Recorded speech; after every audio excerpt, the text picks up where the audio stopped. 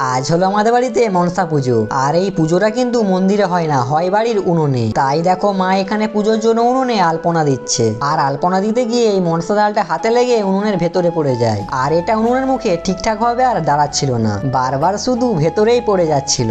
আর তারপর আরো কিছুক্ষণ চেষ্টা করার পর ফাইনালি মনসা ডালটা ঠিকঠাক ভাবে দাঁড়ায়। আর তাই মা এখানে উনুনের বাকি অংশটা আলপনা দিয়ে পুজো করা শুরু করে দেয়। আর হ্যাঁ, তোমরা হয়তো এখন অনেকেই ভাবছো বাবুন ঠাকুরের বদলে মা এখানে কেন পুজো করছে। আসলে এই পুজোটা আমাদের বাড়িতে মাই বরাবর করে এসেছে। আর এই পুজো কিন্তু আমাদের এখানে রান্না পুজো নামেই পরিচিত। গতকাল রাতে এই সমস্ত রান্না আজকের জন্য মা করে রেখেছে। আসলে আজ আমাদের বাড়ির উনুনে আগুন জ্বালাতে নেই। আর তারপর কিছুক্ষণ পর গ্রাউন্ডে গিয়ে সাবমার্সাল চালিয়ে স্নানটা সেরে বাড়িতে এসে বসে পড়েছি রান্না পুজোর পান্তা খাওয়ার জন্য। আর ভাই আজকে রান্নার স্বাদ অন্য দিনের তুলনায় অনেকটাই টেস্টি আর অনেকটাই সুন্দর। বাই দা ওয়ে, আমি এখন রান্না পুজোর পান্তা খেতে থাকি। তোমরা এরকম মিনি ব্লগ দেখতে পেজটি ফলো করো। চলো